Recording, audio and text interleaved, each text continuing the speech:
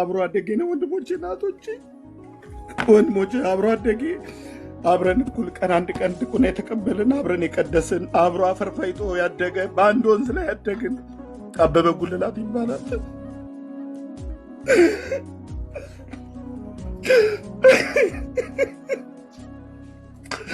አብሮ አደጌ ነው። ሳልቀብረው ወንድሜ ወንጌል ነግሬዋለሁ። ከተማ ስገባ እንዳንተ ነው መሆን የምፈልገው ብሎኝ የጥቅምት መድኃኔዓለም በሉት ቆንጆ የሚያምር ልጅ አልኳችሁ። ድምፁ ሁሉ እንደዚህ እንደሰማችሁት ነው። በቅዱስ ቁርባን የገደሉት ወንድሞች እናቶች፣ አልቀሻ አልወጣልኝም። አብሮ አደጌ ነው። በሉት በርጌታ እውነቴን ብዬ የምላችሁ አብሮ አደጌ አብሬ የቀደሱት አንድ ቀን ነው። ከብፁዕ አቡነ ናትናኤል እጅ ድቁና ስልጣን የተቀበልነው።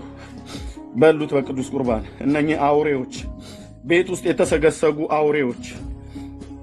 አሁን ወንድሜ እዚህ ባላምበራስ እንደሚናገረው እነ መርጌታ እንደሚናገሩት ቆሞስ እዚህ አሉ፣ ይታወቃል። የሰራዊት ጌታ እግዚአብሔር ያን ቤት ይፍታ። አበበ ነው ይሄ ወንድሞች እናቶች።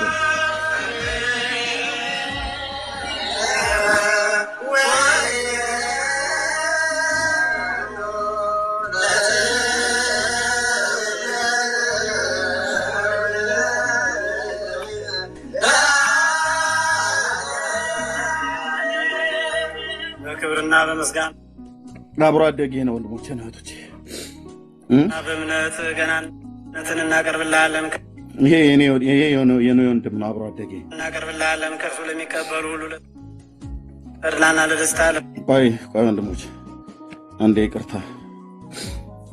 እንዴት አይነት ድምፃዊ መሰላችሁ? ተድላና ለደስታ፣ ለፈውስና ለረድኤት እምቢ አለኝ። ቆይ አንዴ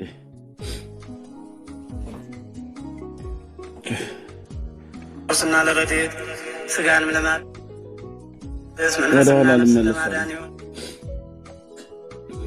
አልቀበርኩትም ወንድሜ ነው። በሉት ስለማዳን ይሆን ዘንድ ሁሉም በአንድነት በአንድ ቃል ያመሰግኑሃል ለዘላለሙ።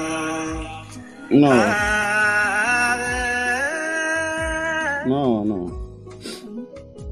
አንዴ ቆይ ወጥቼ ከእንደገና ልግባ። ወንድሞቼ እናቶች አልቀበርኩትም ወንድሜ ነው። አብሮ አደጌ ከብቶች ጠብቀን አፈር ፈይተን ያደግን በቅዱስ ቁርባን ሄደው የገደሉት።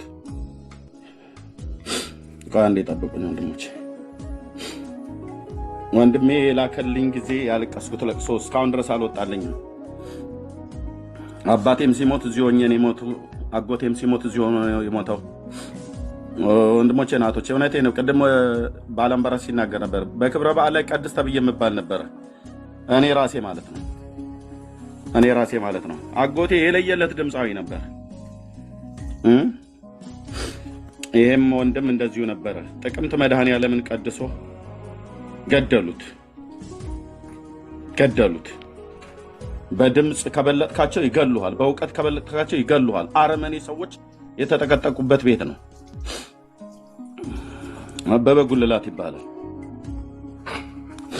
አንድ ቀበሌ ውስጥ አንድ ገበያ፣ አንድ ወፍጮ፣ አንድ ቤተክርስቲያን፣ አንድ ትምህርት ቤት፣ አንድ ወንዝ ጠጥተን ያደግነው። ወንድሜ እዚህ ስላለ እየሰማ ስለሆነ ወዲያው ላከልኝ፣ ደወለልኝ እዚሁ እያለ ማለት ቴንኪው ታናሽ ወንድሜ። ወደ ኋላ ልመለስ አለኝ አይደል?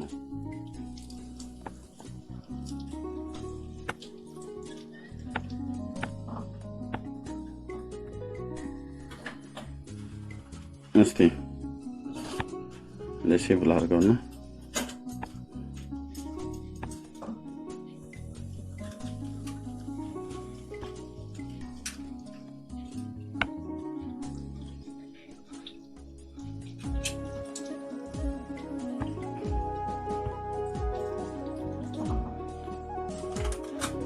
አንዴ ቆይ ወንድሞቼ ይቅርታ።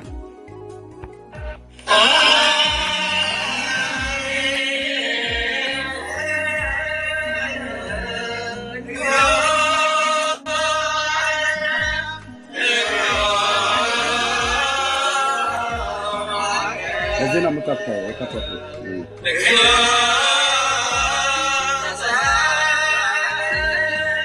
የሱ ድምጽ ነው። የሱ ድምጽ ነው።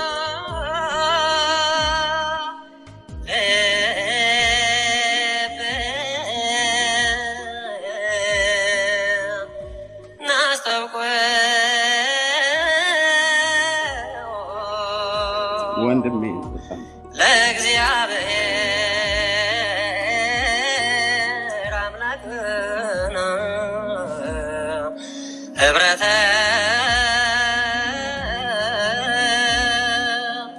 መንፈስ ቅዱስ እናየ ከመይሰ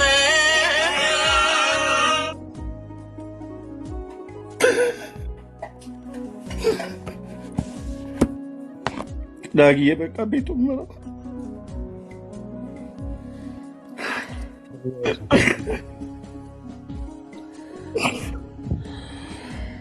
አብሮ አደጌ ነው ወንድሞች፣ ቆሜ በቀብረው ደስ ባለኝ ነበር። አብሮ አደጌ ነው። በዚህ ምክንያት ነው የገደሉት። በቅዱስ ቁርባን ጥቅምት መድኃኔዓለም ቀድሶ ይኸው ቅዳሴው ጥቅምት መድኃኔዓለም የቀደሰበት ማለት ነው። እኔ በሱ ድምፅ እሱ በእኔ ድምፅ ነበር እዛ በልጅነት ደስ ይላል እየተባባል የምንባባለው። በሉት እንዲህ አድርገው ማለት ነው። እነዚህ ከአጋንንት ጋር መተተኞች ይኸው የሰኔ 17 ስንክሳር ሁሉ ጭምር ሳይቀር የሚናገረው ነው። እዚህ አሉ። በእውቀትም በእድሜም የሚበልጠን መርጌታ አንቱ የተባለ ይህንኑ አስማት መተት ድግምት ይሰራ ነበር። የሰራዊት ጌታ የእግዚአብሔር ልጅ ኢየሱስ ነው የፈታው። ይኸው ቆሞ ሳሉ እዚሁ ይኸው ባላምባራስ አለ የቤተ ክህነት ሰው ነው። ዳጊ ቤቱ ምራ ቴንክ ጌታ በርታ ኤርሚያ አይዞን። እሺ መሪጌታ እንኳን ደህና መጡ። እንደገና የኔታም እንኳን ተመለሱ። ጌታ ይባርካችሁ። እህታችን ጥሩዬን ብዙ አቆይተናታል። ከጥሩዬ ትንሽ ደቂቃ 1-2 ደቂቃ ጠብቂን። መሪጌታ የሚሉት ነገር ካለ እድል ልስጣቸው። ፋሪስ የሚሉት ነገር ካለ ቢያንስ 2 ደቂቃ ወሰዱና ከዛ ጥሩዬ ስላቆየናት ወደ እሷ እንመለሳለን። ጌታ ይባርካችሁ። መልካም እሺ። በጣም ያሳዝናል። በጣም በእውነት አሳዛኝ ነው። እንደገና ድምፁና ደግሞ የድምፁ አወራረድ ደግሞ በደንብ ተምሮት ነው። አንዳንድ ጊዜኛ አሁን የተማረና ያልተማረ መሆኑን የሚታወቀው የድምፅ አወራረድ መለኪያ አለው። ራሱ መለኪያ አለው። ድምፁ ሲወርድ ማለት ነው። የሚወርድና የሚወጣ እንደዚህ ነገር መካከል ላይ የሚደረግ ነገር አለና በጣም ድምፃዊ የነበረ ሰው ነው። በጣም ያሳዝናል። ሌላው በጣም የሚያሳዝነው ደግሞ እንደዚህ የሚደረጉ ነገሮች ምንድነው አንዳንዱ ለመፈተን ተብሎ የሚደረግ ነገር አለ። እኔ በጣም የሚያሳዝነኝ በህይወቴ የሚያሳዝነኝ ለመፈተን ተብሎ ሰው የሚገደልበትን እሱ በጣም አሁን ለምሳሌ አንድ መስተፋቅር አንድን መስተፋቅር ይሰራል ወይስ አይሰራም የሚለውን ለማወቅ በሆነች አጠገባቸው ባለችው ሴት ነው የሚፈትኑት። መስራቱን አለመስራቱን ለማረጋገጥ ነው። ከዛ ከሰራ በኋላ ገቢር አለው። ገቢሩ ምንድነው? ገቢር ማለት መፍቻ ማለት ነው። መፍቻ ደግሞ አለው። ማሰሪያ አለው፣ መፍቻም አለው። ያንን ነገር መፍታት ይቻላል ማለት ነው። ስለዚህ በአንዲት እህት ይደረግና ትበልካካ ከመደርሆ እያለ ነው። እንደ ዶሮ ትበልካካ እያለ ነው የሚሄደው። ወከመ አድግ ድምፅ ሰማው ነው አይደለም? እሺ እና እንደዚህ እንዲህ ትሁን፣ እንደ አህያ ትጩህ፣ እንደ ዶሮ ትጩህ፣ እንደዚህ እንደ እገሌ ትጩህ እያለ የሚሄድ ነገር ነው። እና አንበሳን አሁን ነው ያየሁት። አንበሳ ሴት እሱ ጋር እንደምትሽከረከረ እዛ ድግምቱ ላይ መኖርን ነው የማውቀው። እንዲሁ በተግባር እንደዚህ መሆኑን እንስሳት ላይ እንደዚህ አይነት ነገር አናቅም ነበርና እንደዛ ትሁን እያለ ነው የሚደግመው። ከዛ ልክ እንደዛው ከሆነች ምን ሆነ ማለት ነው? በቃ ሰርቷል። ከዛ ይፈታዋል። መልሶ በውሃ ውስጥ የሚከተት አለ፣ በእሳት የሚቃጠል አለ፣ በእሳት የሚቃጠል የሚበተን ደግሞ አለ። ምናልባት ስሟ ሁሉም ደግሞ አብዛኛው የሚሰራው ደግሞ በጣም የሚገርማችሁ በክርስትና ስም ነው። በክርስትና ስም ነው። በክርስትና ስም ከሆነ አይምሬ ነው፣ አይምርም፣ በቀጥታ ይሰራል ማለት ነው። የክርስትና ስም ነው ተፈልጎ የማይገኘው እና በዛ ነው የሚደረገው። ስለዚህ ሰውን ለመግደል ደግሞ የሚገርማችሁ መመለሻ የሌለው መሆኑ ነው። ሰውን ለመግደል ግን መመለሻ የለው። በቃ ይሞታል፣ ይሞታል፣ አለቀ። ይሄ የቡዳ ነው መመለሻ ያለው። በቡዳ የሚበላለ እስከ 3 ቀን ገድሎት ይቆያል፣ እስከ 3 ቀን። ከዛ ሰዎች ይቀብሩታል፣ ይቀበራል። ከዛ ከ3 ቀን በኋላ ሰዎች በማያዩበት ሰዓት ላይ በሌሊት ቆፍረው ያወጡታል። አስከሬኑ ይወጣል። ከዛ ይመለሳል፣ ነፍሱ ወደ እንትኑ ይመለሳል ማለት ነው። ከዛ አይምሮ ውስጥ ያለ ማነ ስምህ ቢባል ስሙን አያውቅም። አባትህ ማን ነው አይደለም፣ የአባቱ ስም የራሱ ስም አያውቅም፣ የራሱ ስምን አያውቅም። ያ ነው ያ እንትን ይላል፣ ይመለሳል። ይሄ ቀጥታ መቅትል በሚባለው ድግምት የሚደረገው ግን አይመለስም፣ መመለሻ የለው እና ለመፈተን ብለው አንድ ተማሪ አጠገባቸው ያለው ተማሪ ይፈትኑበታል። በምን? በእጽዋት ከሆነ በስጋ ወደሙ ከሆነ የሚደረገው ለምሳሌ የወንድም ፋሬስ በስጋ ወደሙ አድርጎ የሚሰጥ ከሆነ መቅትል የሚባለው መግደያው በስጋ ወደሙ ከሆነ የወንድም ፋሬስ ማለት ነው። በቃ በስጋ ወደሙ ነው። እንደምንም ራሳቸው የሚቀድስ ከሆነ በስጋ ወደሙ ተደርጎ ይሰጠዋል። የራሱ ድርሻ አለው። አንዱ መቀደሻ እንግዲህ 3 ነው የሚጋገረው። ኤርሚ ያውቀዋል። 3 ይጋገራል። ከ3ቱ አንዱ መቀደሻ ነው። አንደኛው አብ ነው፣ አንደኛው መንፈስ ቅዱስ ሆነው 3ቱም ይበላሉ። ብቻ እሱ ሌላ ጊዜ እንትን በሉት። ግን ከዚያ መቀደሻው ላይ ተቆርጦ የራሱ የሆነ አቆራረስ አለው። ያቺ ለሱም የምትደርሰዋ ላይ ያደርጉበታል። በጥቁር ሽምብራ፣ ጥቁር ገብስ፣ ጥቁር ስንዴ፣ ጥቁር አዝሙድ እና 7 ናቸው። እነዚህ ተቀምመው ተሰርተው በውስጥ ያደርጉትና ከዚያ በኋላ በዚህ አድርገው ያበሉታል። ይደገምበታል። እዛ 49 ጊዜ ነው የሚደገመው። ያን ከደገመው በኋላ ያበሉታል፣ ያጎርሰዋል ማለት ነው። ቄሱ እንደዚህ አድርጎ ያጎርሰዋል። በምን? በስጋ ወደሙ የዘላለም ሕይወት ይገኝበታል በሚባለው ነገር ላይ ስንት ባለሀብቶችም ይሞታሉ። ዝም ብሎ የሚሞተው ህዝብ ቀላል እንዳይመስላችሁ። እገሌን ግደልልኝ። በምን? መግደል ቢያቅተው አብሮ መብላት አብሮ መጠጣት የማይችል ከሆነ እንደዚህ ባለ ብቻ አገዳደሉ ልዩ ነው። ግን ለመፈተኛ ተብሎ ግን ተማሪ የቆሎ ተማሪ አሁን እዛው እንዳለ አንዱ ይሞታል። በቃ እንግዲህ ማን እንደደገመበት አይታወቅም።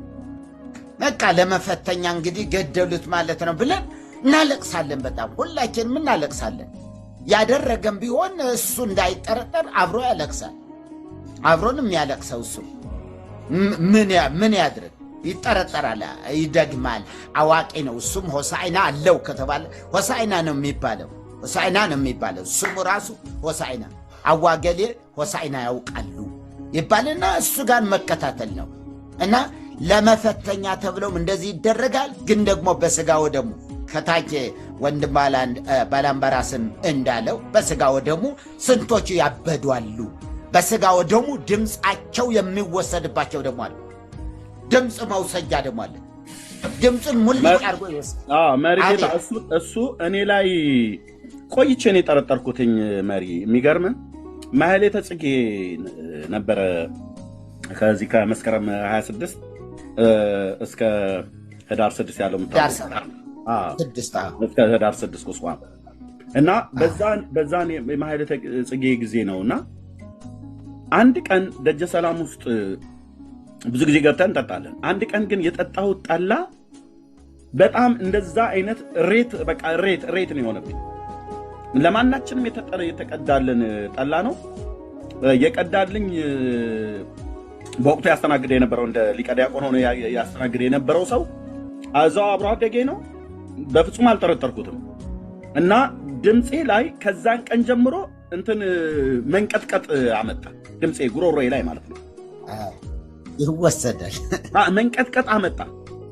እኔን ያስተማረኝ እኔን በመጀመሪያ አአትም ገጼ ብሎ ያስተማረኝ የመንዝ አገር ተወላጅ መርጌታ ብርሃን የሚባል ሰው ነው እና ከሱ ጋር ግንኙነት ኖሮት ያው አስማተኛ ነው ሲባል አውቃለሁ። ብዙ ጊዜ ይጠነቁላል። ግን እሱ ጋር ነው የተማርኩት። ድቁና እሱ ጋር ነው የተማርኩት። እዛው በነበርንበት ቀበሌ ውስጥ ነው። እኔና ያጎቴ ልጅ አንድ ሌላ ቄስ ልጅና 4 ነን 5 ነን እሱ ጋር የተማርነው። ሌሎቹ አንድ የቡልጋ ሀገር ተወላጅ የሆኑ መምሬ ማነው አባ ገብሬ የሚባሉ እሳቸው ጋር ነው ብዙዎቹ የተማሩት። እና ያን ቀን ግን ይኸው ለእናቴና ለአባቴ ወንድሜ ይዙ እየሰማ ነው ማናቸውንም ነገር ያለቀ የዛን ቀን የጠጣሁት ማለተ ጽጌ ቆመን በተለይ አንደኛዋን ቀን የጠጣሁት ጠላ ተቀርቶልኝ የጠጣሁት ጠላ እንደዛ አይነት ግራዋ የሚባል ነገር ታውቁ ከሆነ የግራዋ ምሬት ያለ ያለው ከዛን ቀን ጀምሮ ድምጼ ላይ እንትን አለብኝ። ምንድነው ይሄ መንቀጥቀጥ ምናምን ነገር ማለት ነው። ልክ ጌታን ስቀበል ነው ነፃ የሆንኩት። እና ጠንበለልና ጥንጅት ይሰራሉ ማለት ነው። አዎ የጠንበለልና ጥንጅት የምትባላለች እሾህ ያላት ነጭ ቅጠል ያላት ጠንበለል እና ጠንበለልና ጥንጅት እነሱ ቅጠላቸውን እንትን አድርገው ከዛ 7 ጊዜ ደግሞ እዛ ሲያስቀምጥበት ይወሰዳል። ድምፁ ሙሉ በሙሉ ነው የሚወሰደው። በቃ ከዛ በኋላ ፈልጎ አያገኘውም። ውስጡ እንትን ይላል። ጥማቱ አለው ምን አለው ግን በቃ የጅብ ጮኸት እስኪመስል ድረስ ፈልጎ አያገኘው። እንደዚህ አይነት ድምፅ የሚወሰድበት አለ።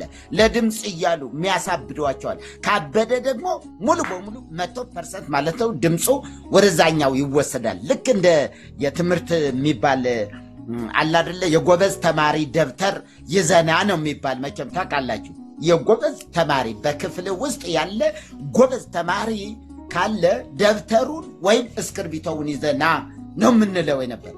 አምጣ እንለዋለን፣ ከዛ ያመጣል።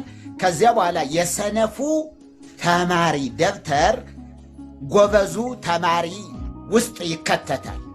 የጎበዙ ተማሪ ደብተር ላይ ወደ ውስጥ በውስጥ እንደዚህ ይከተትና እዛው ላይ ይደገምበታል። ከዚያ የጎበዙ ተማሪ ዕውቀት በቀጥታ ወደ በደብተሩ አማካይነት ያስተላልፍበታል። ከዚያ ያኛው ጥናትም ያስጠላዋል፣ ትምህርት ቤትም ያስጠላዋል። በቃ እንዲሁ ጥልት ያጀግና የተባለ የት ይደርሳል የሚባልለት ሰው የት ይደርስ ይሆን የሚባልለት እጅግ ፈጣን አንባቢ ምናምን የነበረ ሰው ወዲያውን በዚህ እንትን ያደርጉታል። እና ይሄ የቤተ ክህነት ትምህርት ነው። ይሄ የእስልምና አይደለም። ይሄ በእስልምና ላይ አለ። ሌላ አረብኛ ነው፣ አሳያቸዋለሁ። እንትኑን የካቶሊክም አይደለም የወንጌላውያኑም አይደለም። የለም እዛ ጋ። እዚህ ግን ጥበብ ተብሎ ጥበብ በሚል ስም ተሰግስጎ ይኸው ራሳቸው እርስ በርሳቸው እንኳ አብረው መብላት ማይችሏል። አሁን እንድሪያስ ላይ አንድ ሰው በእጁ አይጨብጣቸው፣ አንድ ሰው ሰላም አይላቸው፣ አንድ ሰው እቤታቸው አይገባም፣ እቤታቸው አንድ ሰው አይገባም። በቃ እንደዚህ ሲሄዱ እንዲህ ወዲህ እያዩ ነው። ልብሳቸው እንትን ያለባቸው ይመስላቸዋል። ይሄ ልብሴን ነካኝ፣ በቃ እንደዚህ ወይኔ በሱዳን ሽቶ አድርጎብኛል መሰለኝ፣ ሰውነቴ ያንቀጠቅጠኛል ምናምን ብዙ ነገር በቃ ይሉኛል። አንድ የእሳቸው አጎቱ ናቸው እሳቸው እና ከእሱ ጋር አብረን ስንሄድ እኛ የምናቀርብላቸው ምግብ ብቻ ነበር የሚበሉት፣ ጠቅላይ ቤተ ክህነት ማለት ነው። ያ ከዛ ውጭ ምግብ ምትባል አይበሉም።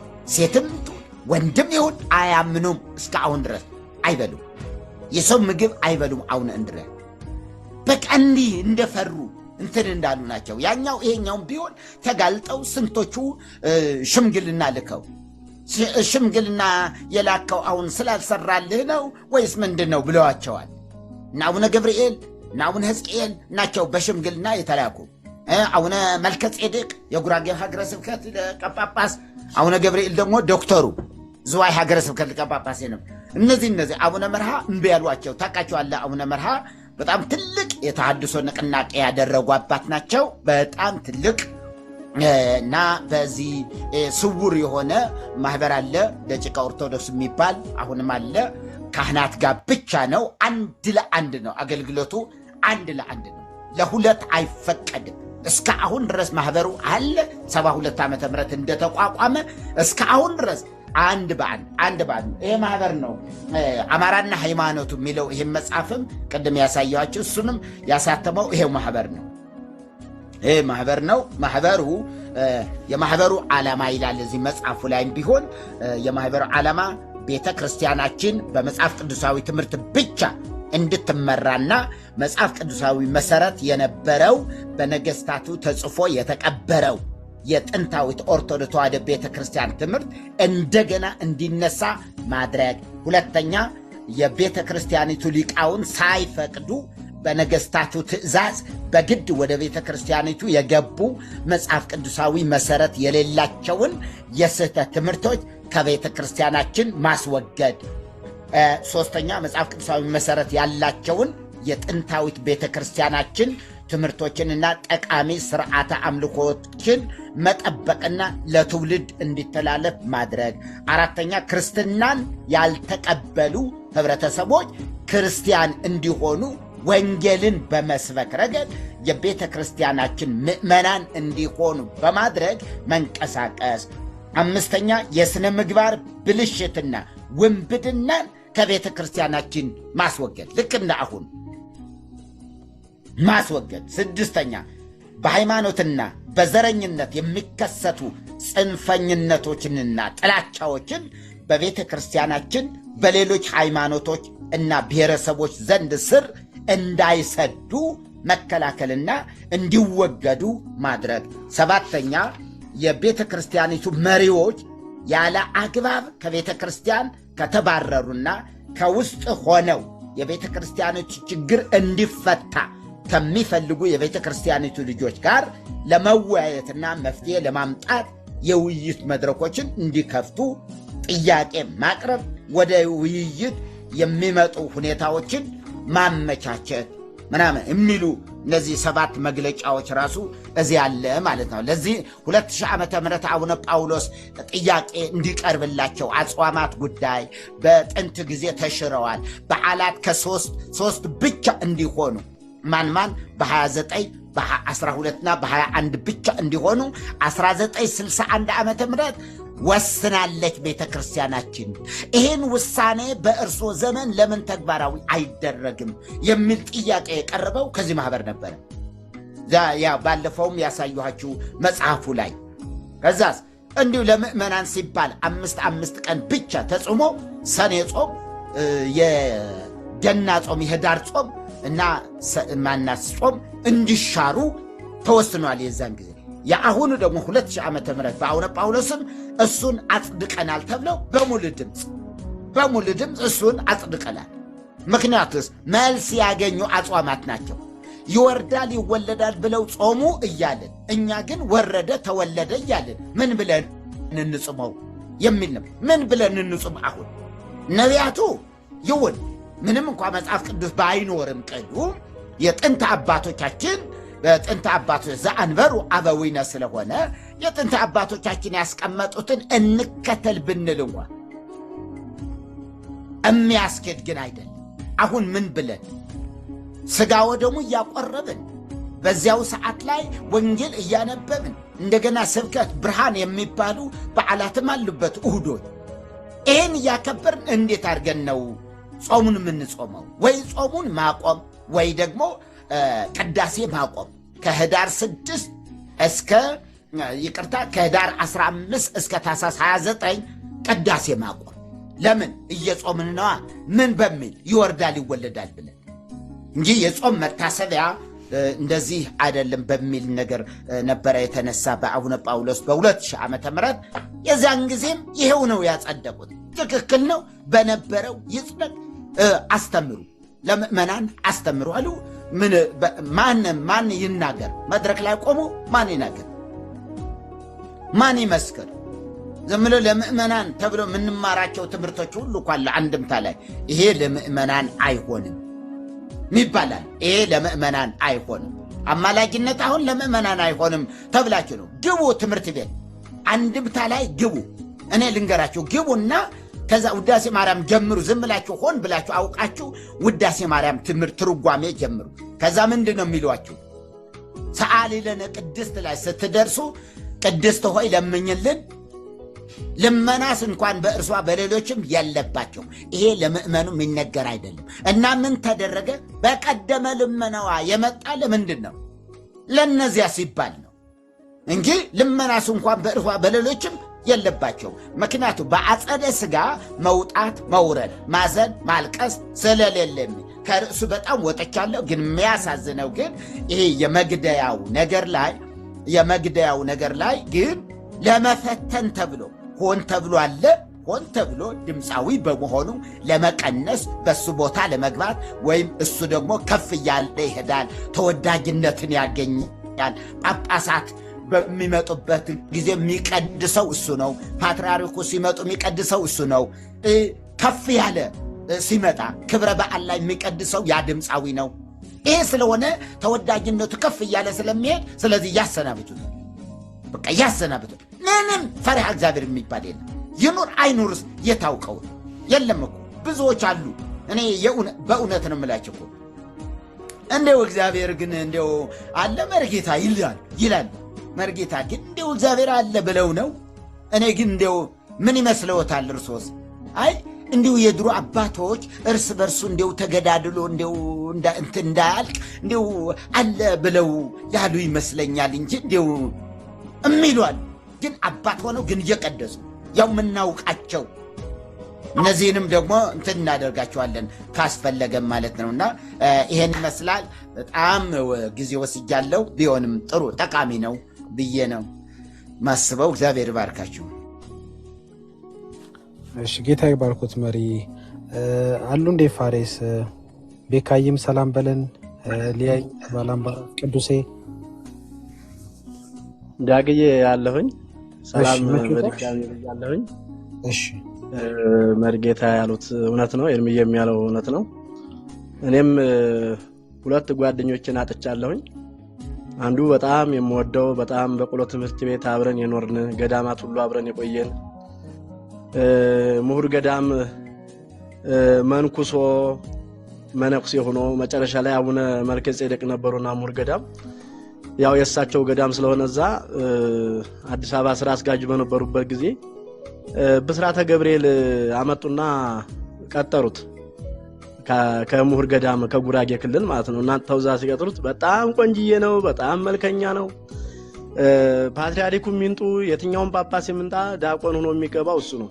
በጣም ድምጻዊና በጣም የምወደው ደግሞ መልኩ ድምጹ የሚገርም የት ይደርሳል ተብሎ የሚታሰብ ልጅ ብስራተ ገብርኤል አመንኩ ሰው ብስራተ ገብርኤል አመጡት።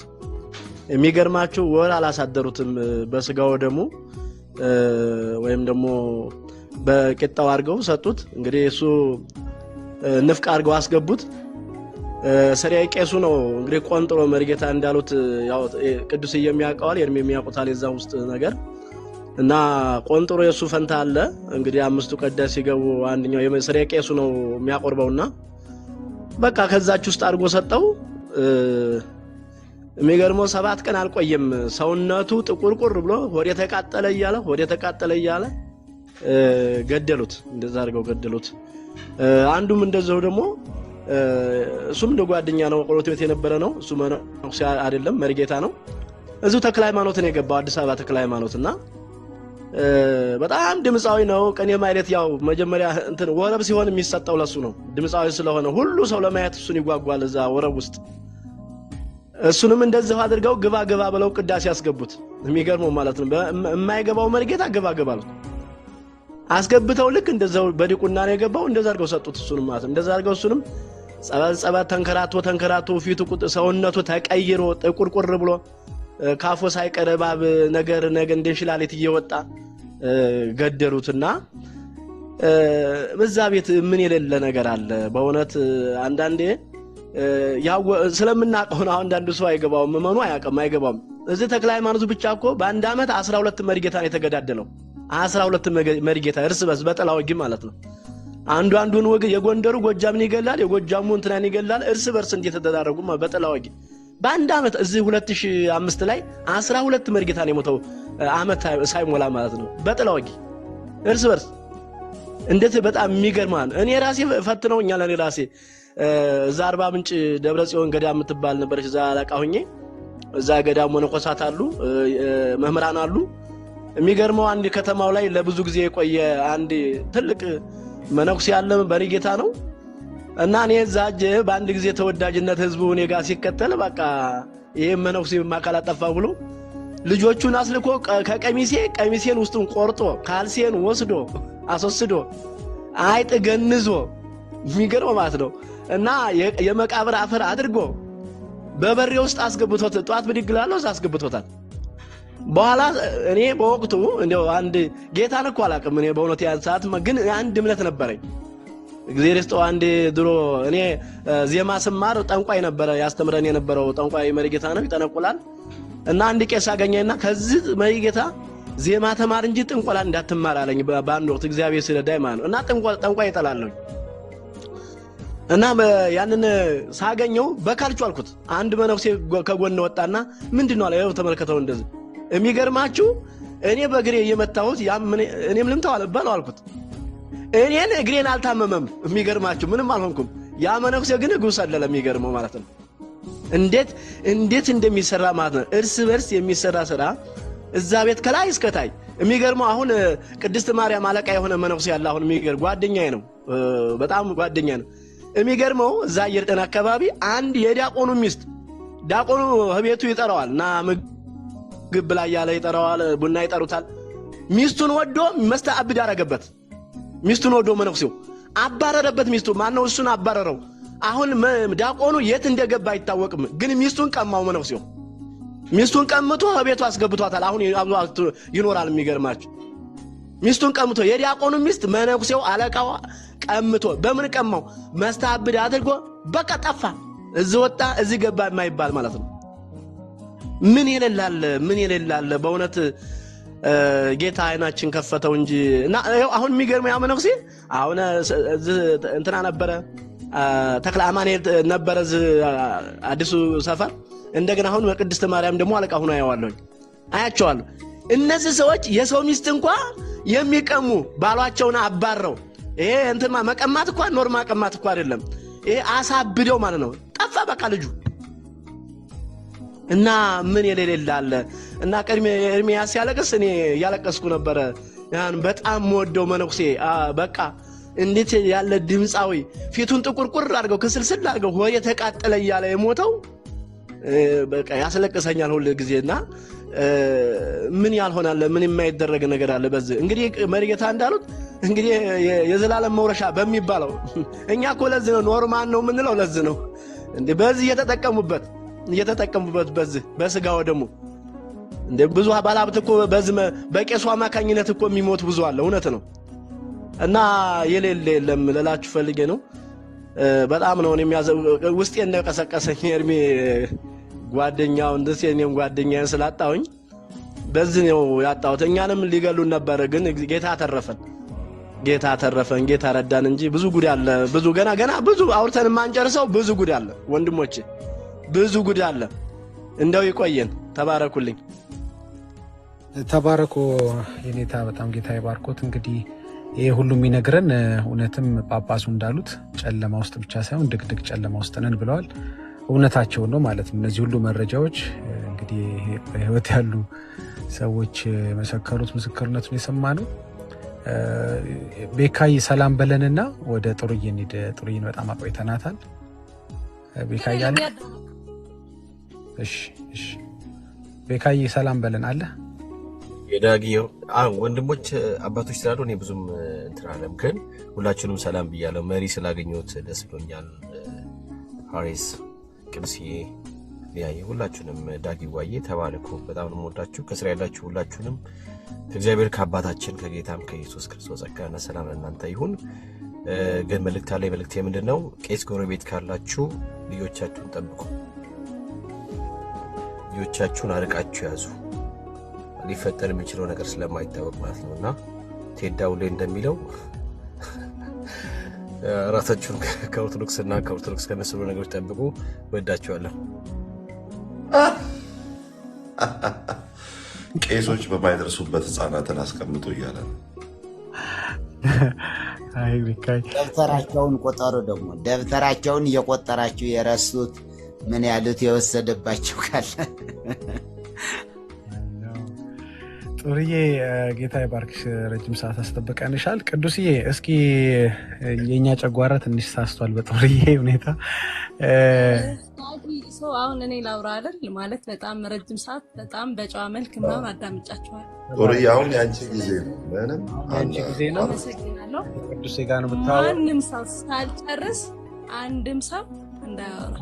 አሁን ልንገርሽ። ቆይ ጥሩዬ አሁን በደንብ ኃይልሽን አሰባሽለሽ እንግዲህ ተደጋጋሚ ወሬ እንዳናወራ አሁን ምንም የቀረ ነገር የለም።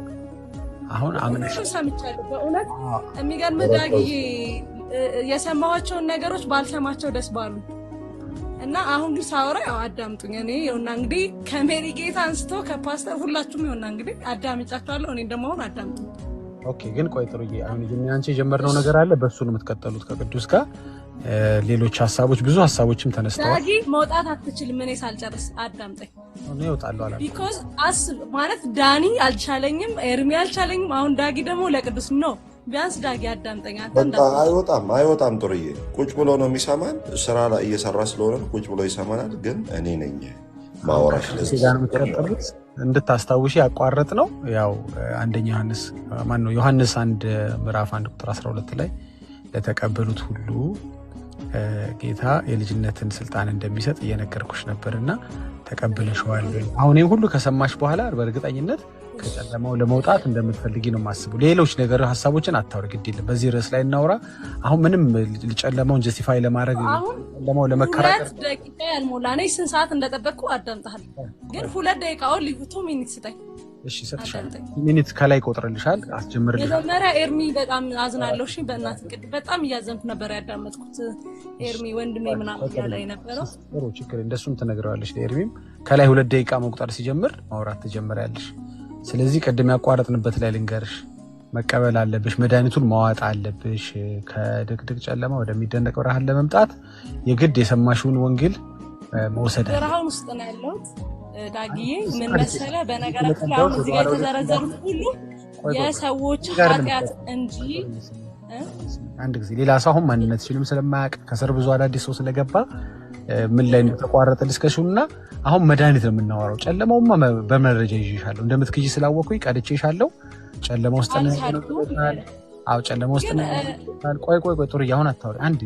አንዴ ልሰጥሽ እኮ ነው እድል ልሰጥሽ ስለሆነ ደቂቃ እድል ልሰጥሽ ስለሆነ አዳምጪ። ጨለማ ውስጥ መሆንሽን አምልሻለሁ። ወደኋላ እንዳትመለሽብኝ ቀድቼሻለሁ። ብትክጂ አሰማሻለሁ። ተኝተናል፣ ልክ ነው። ጨለማ ውስጥ ነን ብለሻል። አሁን የሚቀጥለው ስለ ጨለማ ማውራት አይደለም የሚጠቅመው ሁሉ ጊዜ።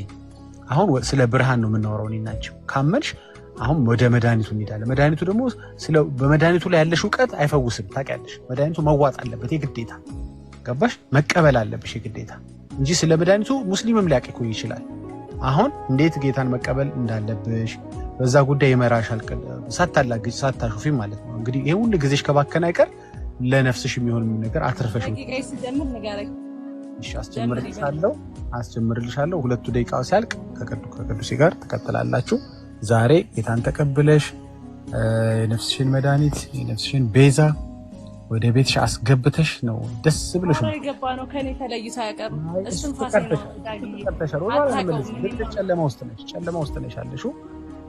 አሁን ወደ መልሱ ልግባ እባክህ። አሁን 2 ደቂቃሽ ከላይ መቁጠር ይጀምራል። ኤርሚ ጀመረሽ። መጀመሪያ ኤርሚ ቅድም ስላልከው ነገር በጣም አዝናለሁ። የምር እውነት እግዚአብሔር አምላክ ነፍሱን ይማር። ሲቀጥል ግን አንድ የመጽሐፍ ቅዱስ ቃል አለ፣ ኃጢአት የሌለባት ከዚህ አንስቶ ይገር ብሏል። እና ሁሉም እዚህ ጋር እነ ሜሪ ጌታ ምናምን የተናገሩት የሰዎችን ኃጢአት ነው። ግን እኔ አንድ ትልቅ ጥያቄ ሆንብኝ ዳጊ፣ ምን እንደሆነ ታውቃለህ? ቅዱስ ቁርባን ገደለ ስትሉ ነበር። ቅዱሱ ቁርባን ማለት ሎቱ ስብሐት፣ እርኩሱ ቁርባን አይደለም ያላችሁት። ቅዱስ ቁርባን ሰው ይገላል ወይ? እኔ ይሄ በጣም ትልቅ የምር ዳጊ፣ ዛሬ በነገራችን ላይ ባልሰማ፣ ኤርሚም እየሰማኝ ከሆነ ዛሬ የሰማኋቸውን ነገሮች ባልሰማ በጣም ደስ ይለኛል። በእውነት ነው የምልህ። ሲቀጥል ደግሞ ለሁላችሁም የምጠይቀው አንድ ትልቅ ጥያቄ፣ ኦርቶዶክስ ተዋህዶ እንደነበራችሁ ሁላችሁም እያወራችሁ ነው። ግን እዛ ኦርቶዶክስ ተዋህዶ ቤተክርስቲያን ውስጥ ሆናችሁ የምታመልኩት ማንን ነበር? ምክንያቱም ሰዎች ይሳሳታሉ። ከአዳም ጀምሮ እስካሁን ስህተት አለ። ኢቭን ከጌታችን ከመድኃኒታችን ከኢየሱስ ክርስቶስ ጋር ይሁዳ ነበር የሰቀለው እሱ ነው። ኦፍኮርስ እዛ ውስጥ እኮ ሰዎች ንጹህ ናቸው እያልን አይደለም። ሰዎች ሊበድሉ ይችላሉ፣ ሊያጠፉ ይችላሉ። ግን ቤተክርስቲያኒቷ ምን ታድርግ? ሲቀጥል ደግሞ እዛ ውስጥ ሆናችሁ ውስጥ የምታመልኩት ማንን ነበር? ሰውን ወይስ እግዚአብሔርን? አሁን እዚህ ጋር ሲዘረዝሩ የነበረው የሰዎችን ኃጢአት ነው። ኢቭን እናንተስ ንጹህ ሆናችሁ ነው ወይስ እናንተ ጋር አሁን ፓስተር በምትሏቸው እስከ ምእመኑ እናንተ ጋር በደል የለም ወይ? ይሄንን ብትመልሱልኝ ደስ ይለኛል። ግን የሰማዋቸውን ሁሉ ባልሰማቸው ደስ ባለኝ። ቢሆንም ግን የተዘረዘሩት ኃጢአቶች ቅድስት ቤተክርስቲያንን የሚወክሉ አይደለም። ሰው እንደ ሰውነቱ በድሏል። ምናልባት የኔም ስላልተገለጠ ይሆናል እንጂ በድዬ ሊሆን ይችላል የሁሉም ሰው። ግን ሁላችንም እጃችንን ከመጠቆማችን በፊት ራሳችን እኔ ማን ነኝ? ሲቀጥል ደግሞ ይሄን ጥያቄ ለምን እዛው ቤተክርስቲያን ሆናችሁ አልጠየቃችሁም? አይ ይሄድ እንዴ ለምን ይሄን ለምን እንደዚህ ታደርጋላችሁ ብላችሁ እውነቱን ለምን አልተጋፈጣችሁም? አሁን አንደኛ ሰዓትሽ ሞልቷል። አሁን ከቅዱሴ ጋር ቀጥሉ። ቴንክ ዩ ተባረክ። እሺ ቅዱሴ። እሺ ዳጊ እግዚአብሔር አብዝቶ ይባርክ። አመሰግናለሁ። ኦሪዬ አሁን ያነሳሽው አንቺ ድምጽ እየተሰማኝ አይደለም። ቅዱሴ ተቋረጠ። ቆይ ስልክ ገብቶበት ነው ያናገርሻል። አሁን አይሰማም? አሁን ይሰማል። እሺ አሁን እኛ ስለ ኃጢአት አይደለም ያወራነው። ስለ ኃጢአት ስለ ሰው ድካም ሳይሆን ስለ መንግስት፣ ስለ ጨለማ መንግስት፣ ስለ ስራ፣ ስለ ሰዎች ኃጢአት፣ ስለ ስራቸው እና ኃጢአት ከዚህ በላይ እባክሽ ስለ ጥንቁልና ነው ያወራነው። ስለ ጥንቁልና፣ ስለ ጨለማ ኃጢአት አይደለም። እንዴት ጽድቅ ነው? እንዴት አይደል? ኧረ እባክሽ እየሰማሽ ዝም ብዬ ሰማሁሽ አይደል? በጣም ብዙ ሳሰምቻቸዋለሁ። ቅዱስ መልስ ጥንቁልና ቅድስና ነው ወይ? ጥንቁልና ቤተክርስቲያናችሁ ውስጥ አለ። መተት፣ ድግምት፣ ሟርት አለ። ስለ ሰው ኃጢአት አላወራንም። እገሌ ጠጣ፣ እገሌ አጨሰ አላለም። ጳጳሱ ችግር አለበት፣ ከሴት ጋር ዘሞት አላለም። ጥንቁልና ጽድቅ ነው እንዴ? ቅዱስ መልስልኝ። መጠንቆል ጽድቅ ነው እንዴ? ጦርዬ ቀስ፣ ድምፅሽን ቀስ። መንፈሳዊ ነገር ነው የምናወራው እና ትንሽ ቀስ ድምፅሽን። ብዙ ሰው አለ። ሜሪጌታ ግን በጣም እየጮሁ ሲያወሩ ግን ምንም ነገር አላልካቸው። አይ ለብቻሽ እኮ ስታወሪ እኮ ስትጮሂ እኮ ዝም ብያለሁ። ግን አብረን ስናወራ ሰው ለምሳሌ ብቻውን ሲያወራ ቢጮህ ችግር የለውም። ግን አብረን ስናወራ ሰው ይሰላቻል፣ ይደክመውና እንትን ይላል። ለዛ አሁን የነገርኩሽ ጦርዬ ስለ ሰው ድካም አይደለም። እኛ አቡነ እንትና እንደዚህ ጠጡ፣ አቡነ እንትና እንደዚህ ዘሞቱ፣ አቡነ እንትና እንደዚህ ገንዘብ ሰረቁ አይደለም። የሰው ድካም ላይ አይደለም። ስለ ሰው ድካም አላወራንም። ስለ ጨለማው መንግስትና ስለ ብርሃን መንግስት ነው ያወራነው። በዛች ቤተ ክርስቲያን ውስጥ ጥንቁልና፣ መተት፣ ድግምት፣ ሟርት አለ፣ ይደረጋል። ይሄንን ደግሞ መተትና ድግምት፣ ሟርት የሚያደርገው ሰይጣን እንጂ ሰው አይደለም። ስለዚህ አሁን ሰው ጠጣ፣ እግዚአብሔር አምላክ ከመጠጡ ከዝሙት ከስካር ሊያድነው የሚችል በልጁ በክርስቶስ ኢየሱስ ደም ይታጠባል። እሱ አይደለም ችግራችን። በክርስቶስ ኢየሱስ ያለ ሰው በድግምት በሟርትና በጠንቆላ ሕይወት ውስጥ አይገባም። አንድ ሁለተኛ፣ ቅድም እንዳልኩሽ በድምፅ ቅጂ የተቀዳ እርስ በርስ አንዱ ጳጳስ አንዱን ጳጳስ በድግምት አድርጎ የሚያስገድልበት ቤተክርስቲያን፣ ጥሩ ድምፅ ያላቸው ዲያቆናት መርጌቶች ሲኖሩ በሟርትና በድግምት በቅዱስ ቁርባን አድርገው የሚያስገድሉበት ቤተክርስቲያን እንደሆነ፣ ቤተ ክህነት ውስጥ በግ ከነነፍሱ ቀብረው በዛ ቤተ ክህነት ውስጥ ደግሞ በድምፅ ወይም በሌላ አይነት ሁኔታ ሊቋቋሟቸው ይሄ የድምፃቸውን ማማር የአገልግሎታቸውን የበላይነት እንዳይወስዱባቸው በማድረግ በቤተ ክርስቲያን ውስጥ የሊቃውንት ጉባኤ አንቺ የምትሳለሚያቸው መጽሐፍ፣ አንቺ የምታምኛቸው ትምህርቶች፣ አንቺ ቤተ ክርስቲያን በተመሰረቱ ቤተ ክርስቲያኖች የምትሳለሚያቸው ቤተ ክርስቲያኖች፣ አንቺ እምነቴ ብለሽ የምታምኛቸው ያላቋርጥና ከታች በእናትህ ስሜ እንዳይጽፉ ነገር በእናትህ ለተከታዩ እሺ ስሜን አይጻፉ እባካችሁ። የጡርዬን ስም አትጻፉ። የጡርዬን ስም የሚጽፉ ሰዎችን ሚውት አድርጓቸው። በቃ ትሰማለች። እኔ እያወራኋት ነው። እናንተ ኮሜንት ላይ ስለጻፋችሁ አይደለም፣ እኔ እያወራኋት ነው። ስለዚህ በቃ እንትን አታርጉ። ሰው ወደ ጌታ እንትን እንዳይል አትረብሹ። በቃ ተዋት እባክሽ። ማቲ ሚውት አድርጌሻለሁ። ራሴ ሚውት ላደርጋችሁ። ጡርዬ ያልከው ሰውዬ ሚውት አድርጌያቸዋለሁ። እሺ ወገኖች ለምን አትታዘዙም? በቃ ፕሊስ መታዘዝ አለባችሁ። አትጥሩ ብላ ካለች በቃ ተዋት፣ ተስማምበት። ጸጋ ይብዛላችሁ፣ ተባረኩ። እሺ እና አሁን አንቺ የምትሳለሚያቸው መጽሐፎች፣ አንቺ ሄደሽ የምትሰግጅባቸው ቤተክርስቲያኖች የመጨረሻ የባለስልጣን ሆና መጽሐፎችን ሁሉ መርምረው ዶግማና ቀኖና ብለሽ የምታምኛቸው ትምህርቶች የሚመነጩት አቡነ እንድርያስ ኦኬ፣ የመጨረሻ እሳቸው ፈርመው የሊቃውንት ጉባኤ ዋና መሪ ናቸው። ዋና መሪ በቤተ ክርስቲያን ውስጥ ዶግማቲክና ካኖናይቲክ የሆኑ ትምህርቶች በማን ነው የሚጸድቁት? በእሳቸው ነው የሚጸድቁት። ስለዚህ እሳቸው ሲሳሳቱ ቤተ ክርስቲያን ተሳሳቱ? ኦፍ ኮርስ። ለምን? መሪ ስለሆኑ። ለዛው የሊቃውንት ጉባኤ ማለት የሊቀ ሊቃውንት። ባለፈው እንደሰማችሁት ፓትርያርኩ አቡነ ማትያስ ምንድን ነው ያሉት? እያንዳንዱ የቤተ ክርስቲያኒቱ መጽሐፎች ምንድን ነው የሚሆኑ ሲባል በሊቃውንት ጉባኤ ተመርምረው ተፈትሸው ማለፍ አለባቸው። እናንተ የምትስሟቸው የምትጸልዩባቸው መጽሐፍት ሁሉ ተመርምረው የሚያልፉት በማን በኩል ነው ሲባል በአቡነ እንድርያስ በኩል። በየት በኩል? በሊቃውንት ጉባኤ ዋና የበላይ ኃላፊ በሆኑት። ስለዚህ ምን እያለ ነው? ቤተ ክርስቲያኗ ቅዳሴ ብላችሁ የምትቀድሱት፣ ቅዳሴ ብላችሁ ሄዳችሁ የምታስቀድሱት፣ መጽሐፍ ብላችሁ ሄዳችሁ የምትጸልዩበት መጽሐፍ ብላችሁ የምትሳለሟቸው መጽሐፍ፣ የተገደሙ ገዳማትን ሄዳችሁ የምትጸልዩበት፣ ቤተክርስቲያን ተመሰረተ ብላችሁ ሄዳችሁ በዛ ቤተክርስቲያን ልጆቻችሁን የምትሰጡ የምታስቀድሱ፣ መንፈሳዊ ክንዋኔዎችን ሁሉ የምታደርጉበትን ያንን የአገልግሎት መሰረት የሆኑት እያንዳንዱን ነገር የመጨረሻ ባለስልጣን ሆነው የሚያጸድቁት እሳቸው ናቸው። አሁን እሳቸው ምንድነው ያደረጉት? ጠጡ ነው? አይደለም። ስለ ድካማቸው ምን አገባን? ዘሞቱ ነው? አይደለም፣ አያገባን። እግዚአብሔር በዛ በኩል ምን ያደርጋቸዋል? ይጠይቃቸዋል። ገንዘብ በሉ ነው? አይደለም። አሁን ጨዋታው ምንድነው ሲባል የእግዚአብሔር መንግስትና የጨለመው መንግስት ጉዳይ ነው። በዛች ቤተክርስቲያን ውስጥ በተለያየ አይነት ሁኔታ በሟርት በድግምት በጥንቆላ ብዙ ሰዎች የሚሞቱበት መረዋ ድምፅ ያላቸው መርጌቶችና አቋቋም ድጓ የተለያዩ አይነት በጣም በሚገርም ሁኔታ ዜማቸው መልካም የሆኑ አገልጋዮችን በተለያየ ድግምትና ሟርት ይገድላሉ። ከአንድ ቤተ ክርስቲያን ለዛውም በመንፈስ ቅዱስ የምትመራ ሲኖዶስ አለን፣ ጳጳሳት በመንፈስ ቅዱስ ነው የሚመሩት ከሚባለው ጭምር የቀድሞውን ፓትርያርክ አቡነ ጳውሎስን በድግምትና በሟርት እንዲሞቱ ያደረጉት የገዛ ቤተ ክርስቲያናቸው ማናቸው? ጳጳስ። እሳቸውም ይሄው በማስረጃ በመረጃ አቅርበን አስቀምጠናል። ይሄ በህዝቡ ዘንድ ሁሉ የታወቀ ነው ማለት ነው። ስለዚህ አሁን እያልን ያለነው ነገር ምንድን ነው? ስለ ሰው ድካም፣ ስለ ሰው ኃጢአት አይደለም እያወራን ያለነው። በቤተ ክርስቲያናችሁ ውስጥ አባት የምትሏቸው ሰዎች ቅዱስ ቁርባን እንድንበታለን እንጸድቅበታለን ብላችሁ የምታስቀምጡት፣ ስጋዬን የበላ ደሜን ያልጠጣ የዘላለም ህይወት የለውም ብላችሁ የምትደሰኩሩበትን ያንን ድስኩር ኦኬ መጽሐፍ ቅዱሱ ይላል። እናንተ ግን የምትናገሩበትን ያንን አነጋገር በዛ እድንበታለሁ የዘላለም ህይወት አገኝበታለሁ በምትሉት ቅዱስ ቁርባን ወይም በስጋውና ወደሙ ሰው የሚገደልባት ቤተክርስቲያን ናት፣ በማስረጃ ማለት ነው። ስለዚህ አሁን እየተነጋገርን ያለነው ስለ ጨለማው ብዙ አናወራም።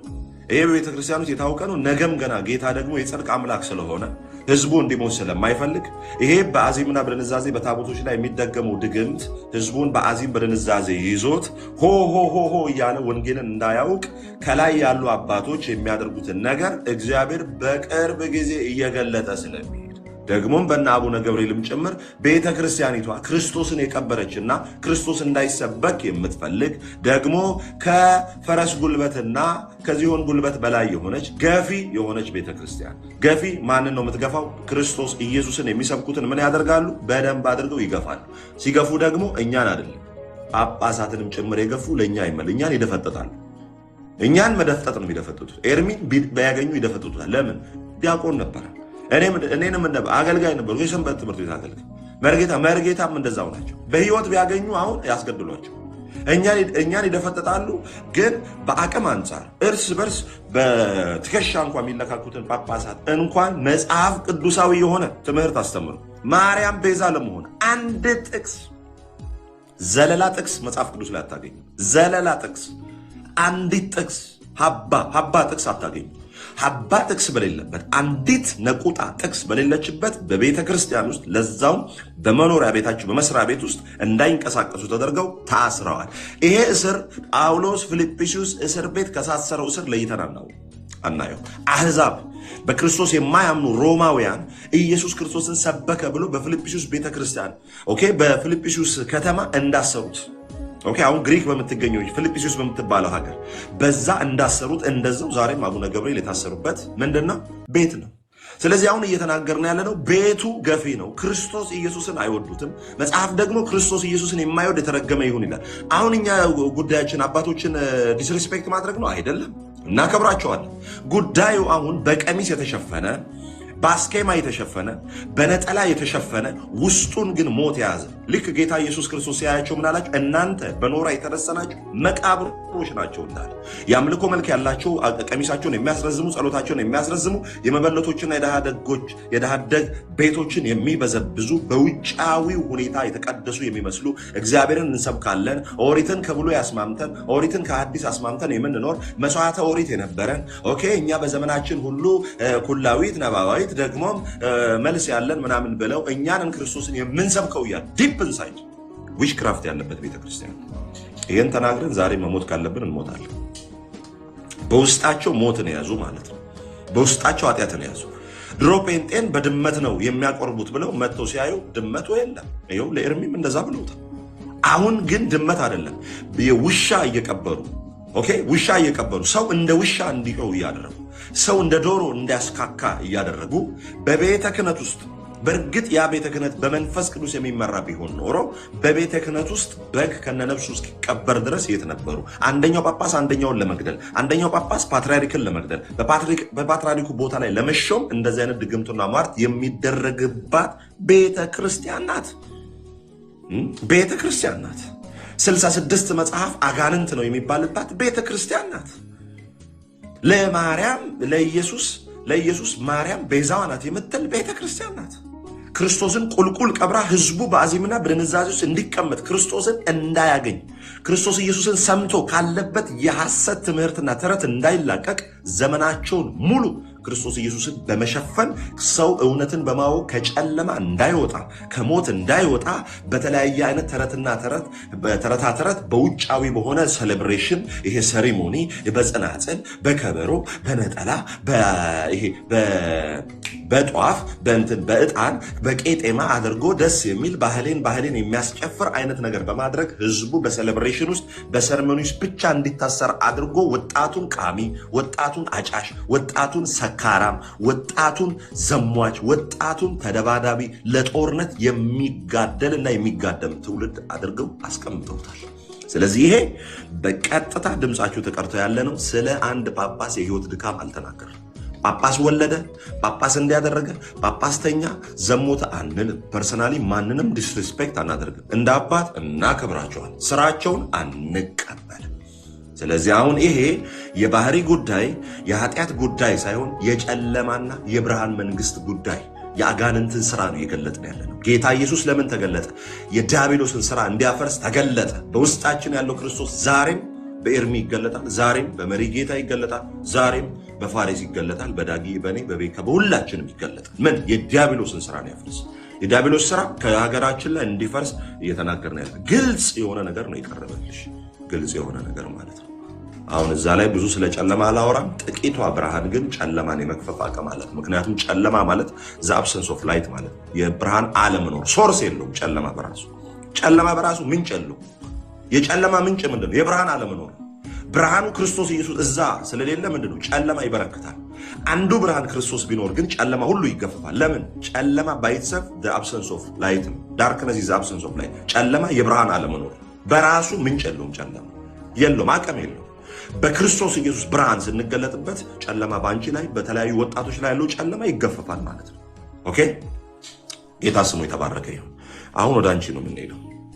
ወደ አንቺ ጨለማ ቆየ ከተገፈፈ ኦርቶዶክስ ተዋሕዶ ቤተክርስቲያን ባጭሩ ማለት አሁን የምታስተምረው ማለት ስለ ቅዱስ ቃሉን እንዳለ ሁሉም ነገር ትቀበላለች። ግን ጥቂት ሰዎች በሚያጠፉት ጥፋት እሷ መወቀስ የለባትም። እንዳልኩ ለምሳሌ ጥቂት ሰዎች አይደለም፣ ጥቂት ሰዎች በመጽሐፍ እንዳለ ታውቂያለሽ?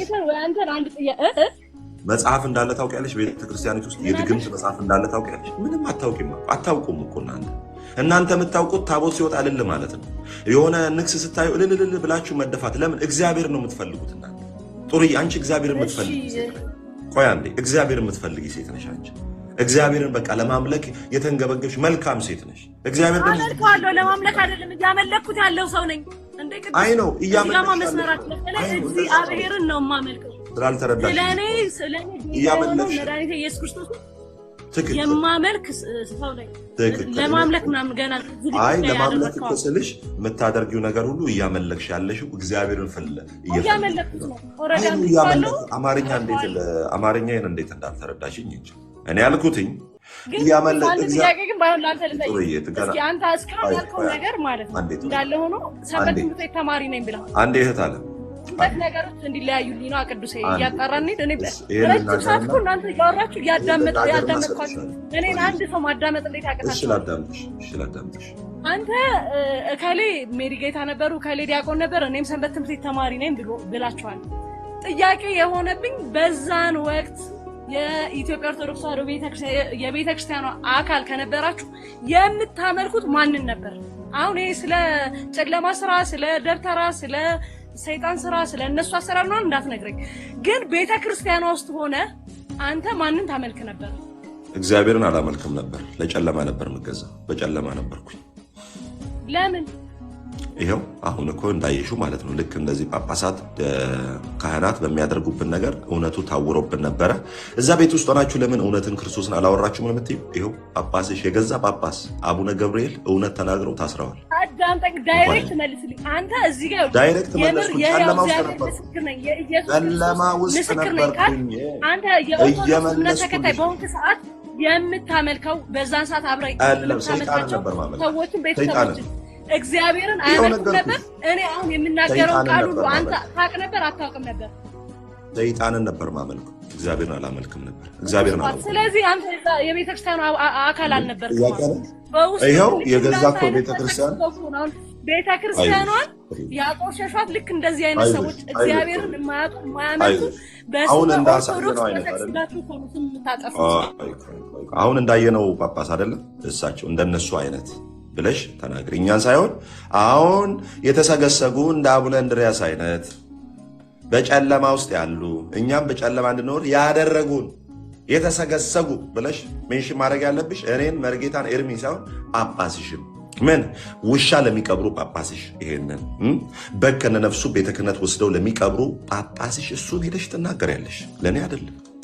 እሺ አዳምጥ። ኢየሱስ ቤዛ ነው ሲባል ሄደው ለሚያስሩ ኢየሱስ ቤዛ ነው ብለው ላስአቡነ አንዴ መናኸሪያ አድርገው እባክሽ ቅዱስ አዳም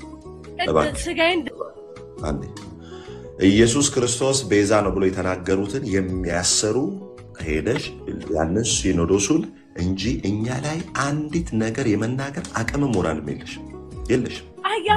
ምክንያት ማሰሙም እናንተ የምትፈልጉት ታወራላችሁ። መልስ ሊሰጣችሁ በፊት አታዳምጡ። መልስ ስጭኝሽ ስጭ ስጋዬን ደሜን ያልበላ የዘላለም ሕይወት የለውም የሚለውን ቃል ድስኩር ስትል ራሱ አንተ ይሄ እኮ ክብር ይግባውና መድኃኒታችን ኢየሱስ ክርስቶስ ራሱ ቃል በቃል የተናገረው ቃሉን አይደለም አልክ እኮ እንደዚህ ብላችሁ ምትደሰኩ የጌታን ስጋና ደም የበላ የዘላለም ሕይወት አለ። የኦርቶዶክስን የበላ ግን የዘላለም ሕይወት የለም። ይኸውልሽ ማስረጃ። ቆይ አንዴ አይዞሽ እኔ እናት ኧረ ለራስህ አይዞህ አባት ቅዱስ ለስንት እንደተፈረ ወይ አንተ ነህ እንዴ? አወኩ። ወይኔ አይዞሽ ቆይ እኔ ቆንጆ አንዴ እኔ ቆንጆ አንዴ እንስማት አንዴ አንተ ነህ እንዴ? እግዚአብሔርን ስታመሰግኑ ስታገለግሉ ክርስቶስ ያደራመላችሁ እግዚአብሔርን ስታመሰግኑ ስታገለግሉ ክርስቶስን ስትሰብኩ ኢየሱስ ክርስቶስ የኃጢአትና የሞት መድኃኒት ነው፣ ከሰማይ በታች ከምድር በላይ ከሱ ውጭ የመዳኛ መንገድ የለም ብላችሁ ስትዘምሩ ብዙ ችግር ሊያጋጥማችሁ ይችላል። ልጆቻችን እየጠፉ ከቤተ አይደለ ምን አሉ? እግዚአብሔር መዳን በልጁ በክርስቶስ ኢየሱስ ብቻ ነው፣ እግዚአብሔር ብቻ ነው አምላክ ብላችሁ ስትሰብኩ የት ካላችሁ ጴንጤ ቤት ካላችሁ ሃሌሉያ እሰይ ጌታ ኢየሱስ ይባረክ እንኳን ኢየሱስን ሰበክ ትባላለህ። ኦርቶዶክስ ጋር ስትሆንስ ምን ትሆናለህ? ኃጢአትና የሞት መድኃኒት ነው ከሰማይ በታች ከምድር በላይ ከሱ ውጭ የመዳኛ መንገድ የለም ብላችሁ ስትዘምሩ ብዙ ችግር ሊያጋጥማችሁ ይችላል። ችግር የሚያጋጥመው የት ነው? ጴንጤ ቤት ነው አይደለም። ጴንጤ የት ነው የሚያጋጥመው ችግሩ? ችግሩ የሚያጋጥመው የት ነው ሲባል ኢትዮጵያ ኦርቶዶክስ ቤተክርስቲያን ውስጥ። እኔ ነኝ ያልኩት አይደለሁም። ማን ነው ያሉት? የሰሜን ሸዋ ሀገረ ስብከት ሊቀ ጳጳስ የተወደዱ የተባረኩ አባታችን አቡነ ገብርኤል የምዕራብ ሸዋ ሀገረ ስብከት የምዕራብ ሸዋ ይቅርታ፣ ሰሜን ሸዋ ሳይሆን ምዕራብ ሸዋ። እሺ እንስማቸው። እናንተ ያደራመላችሁ እግዚአብሔርን ስታመሰግኑ ስታገለግሉ ክርስቶስን ስትሰብኩ ኢየሱስ ክርስቶስ የኃጢአትና የሞት መድኃኒት ነው ከሰማይ በታች ከምድር በላይ። አንዴ እባክሽ በእናትሽ የወይዘሮ ብርቄ ቡና እንትን ጥሪ እንዳታደርግ አንዴ ህዝቡ እየሰማ ነው። ላንቺ አይደለም ጥሩ እየሰጥሻለሁ። ይህን ቪዲዮ አሰምቼ እባክሽን በእናትሽ እሱ ውጪ የመዳን አመላችሁ እግዚአብሔርን ስታመሰግኑ ስታገለግሉ ክርስቶስን ስትሰብኩ ኢየሱስ ክርስቶስ የኃጢአትና የሞት መድኃኒት ነው ከሰማይ በታች ከምድር በላይ ከሱ ውጪ የመዳኛ መንገድ የለም ብላችሁ ስትዘምሩ ብዙ ችግር ሊያጋጥማችሁ ይችላል። ከሱ ውጪ መዳኛ የለም ብላችሁ ስትሰብኩ በዛች ቤተክርስቲያን ውስጥ ምን ይገጥማችኋል? ችግር ይገጥማችኋል። አደራ ብዬ የምነግራችሁ ለምን ማርያም መድኃኒት ናት፣ ለጣጡስ መድኃኒት ናት፣ ሚካኤል መድኃኒት ነው፣ ገብርኤል መድኃኒት ነው፣ አቡነ ተክለ ሃይማኖት መድኃኒት ነው። ኤቭሪዋን ኢዝ መድኃኒት ደ ልጆቻችን እየጠፉ ከቤተ ክርስቲያን የተገፉትን መመለስ መሰብሰብ አለብን። ቤቱ ገፊ ነው። ቤቱ ምንድን ነው? ገፊ ነው። ቤቱ ምን ያደርጋል ሲባል ቤቱ ገፊ ነው። ኢየሱስን ከሰበካችሁ ስለ ኢየሱስ ከተናገራችሁ ቤቱ ምንድን ነው? ገፊ ነው። ቤተክርስቲያናችን ከእግር እየሞተች ነው። ከእግር እየሞተች ነው። ቤተክርስቲያኒቷ ከምን እየሞተች ነው? ከእግር ማለት ነው ከመሰረቷ እየሞተች ነው። ከየት? ከጳጳስ ጀምሮ እውነቱን እያወቁ ህዝቡ እየወጣ ስለሆነ ቤቱ መሰረቱ የቆመበት የአባቶች መሰረት ራሱ ምን እያደረገ እየተናወጠ ነው። ከእግር ሰው ደግሞ ሲሞት ታውቃላችሁ፣ ተልቶ ነው የሚሞተው። ከባድ ነው ወዳጆች። ከዚህ ነው ቤተክርስቲያናችን ከእግር እየሞተች ነው። ሞት የሚጀምረው ከእግር ነው ይላሉ። እውነታው በቃ አይታችኋል። ሞት ከእግር ከጀመረ በጣም ከባድ ነው። ወንድምነት ይሄንን ዋናውን ቪዲዮ ላክልኝ ወንድምነት። እሺ ልክልሃለሁ። የእሳቸው ያለበት ነው ዋትስአፕ ላይ ላክልኝ። ታንኪ። ስለዚህ ቤቱ ገፊ ነው። እነዚህ ቲክቶክ ላይ የሚሯሯጡ ወጣቶች የቤተ ክርስቲያኒቷን ውጭዋን አያውቁ ማለት ውስጧን አያውቁ፣ ውጭዋን ነው የሚያውቁት። ኤራኒየስ፣ ሰባሊዮስ፣ አትናቴዎስ፣ መርቆሪዎስ እያሉ የሚናገሩ ወጣቶች በቤተ ክርስቲያን ውስጥ የሚደረገውን ሸፍጥና ደባ አያውቁም። ሃይማኖት ገዳይ ነው። ክርስቶስ ኢየሱስን ከሰበካችሁ ቤቱ ገፊ ነው። እንኳን እንደኔ አንድ ተራ የሰንበት ተማሪ አይደለም፣ እንኳን መርጌታ ታውቃላችሁ፣ ትልቅ ቦታ ያላቸው በጣም በቤተ ክርስቲያኒቷ ውስጥ ትልቅ እውቅ የተባሉ መርጌታ ነበሩ። ኤርሚዬም በድቁና ረጅም ዘመን አገልግሏል። ፋሬስም እንደምታዩት ትልቅ አገልጋይ ናቸው። እሳቸው እንኳን በእኛ ሌቭል ያሉትን አይደለም ጳጳስን ጭምር ማርያም የዓለም ቤዛ አትባልም ሲሉ ቀጥታ እንዳይንቀሳቀሱ አድርገው ነው ያሰሩት። እኛን ደግሞ እንዴት አድርጎ እንደሚያጠፉን አስቡ። አሁን እሳቸው ላይ ድግምት ቢደረግ ለምንድን ነው የማይሞቱት? አቡነ ገብርኤል በክርስቶስ ኢየሱስ ደም አምነዋል። እሳቸውን ለመድፋት ሄደው አይሆንም? ሄደዋል። እሳቸውን ለመድፋት ይህን ብዙ ነገር አድርገዋል። ሟርት፣ ድግም፣ ጥንቆላ ምናምን ውሻውንም በጉንም ምናምን ቀብሮ ይሆናል አይደል? ለምን እሳቸው ላይ አልሰራ? ለምን እስከ ዛሬ አልሞቱም? የክርስቶስ ኢየሱስ የደሙን ጉልበትና ኃይል እሳቸው ተረድተዋል። በክርስቶስ ኢየሱስ ናቸው። እውነተኛውን ወንጌል ተቀብለዋል። በክርስቶስ ኢየሱስ ያላቸውን ማንነት ስለሚያውቁ በእሳቸው ህይወት ላይ አይሰራም። እኝን ሰውዬ ቢችሉ ሰውየው ለጌታ ራሳቸውን አሳልፎ ባይሰጡ ኖሮ አቡነ ገብርኤልን ሳምንት አይቆይባቸው ለመድፋት ማለት ነው። ለምን? በክርስቶስ ኢየሱስ የሆኑት ላይ የነሱ ድግምትና ሟርት በጭንቅላታቸው ተተክለውን ቢሰሩ በእኛ ህይወት ላይ አይደርስም። ኤርሚ ላይ ስንት ጊዜ ይሰራል። መርጌታ ላይ ስንት ጊዜ እየሰሩ ይሆናል። እኔም ላይ ሌሎችም አገልጋዮች ላይ ስንት ጊዜ እየሰሩ ሊሆን ይችላል። በእኛ ላይ ግን አይሰራም። ለምን? እስራኤልን የሚጠብቅ አይተኛም፣ አያንቀላፋም። መተኛት ብቻ አይደለም፣ አያንቀላፋም። ሸለብ አያደርጉም እግዚአብሔር። ኦኬ። እኚህ አቡነ ገብርኤል ላይ ግን ሌሎቹ ላይ ሰርተው ልክ የኤርሚዬ ጓደኛ ወንድም ላይ እንደዚህ አይነት ድምፅ የቤተ ክህነት ሰው ብትሆኑ ኖሮ ትረዱ ነበር። የኤርሚ ጓደኛ አሁን እንደዚህ አይነት ድምፅ ኦኬ፣ አበበ ጉልላት እንዳለ የእሱን ድምፅ ብትረዱት፣ ቤተ ክህነት ውስጥ ሆናችሁ ብትረዱ ኖሮ እንባችሁ ነው ይመጣ። እንባችሁ ነው ይመጣ። እንደዚህ አይነት ድምፅ ይኸውላችሁ። አሁን ዛሬ የሚያንኳስሱትን ትዝታው ሳሙኤልን ሊቀ መዘምራን ትዝታው ሳሙኤልን ዛሬ እንደዚህ የሚያንኳስሱትን ትዝታው ሳሙኤል 14ቱን ቅዳሴ በሰሪሞኒዎች ትላልቅ ክብረ በዓላት ላይ ከአቡነ ጳውሎስ ጋር ይቀድስ ነበር። ከአቡነ ጳውሎስ ጋር ማለት ተፈልጎ ትዝታው ሳሙኤል ዛሬ ምንድን ነው የሚሉት? ይሄ ቤተክርስቲያን የማየው በዝሙት የወጣ በእንትን የወጣ አቡነ ገብርኤል እውነትን ሲናገሩ በእንትን በኮታ የመጣ በእንትን የመጣ ለምን ኢየሱስን ስትናገሩ አይናገሯቸው?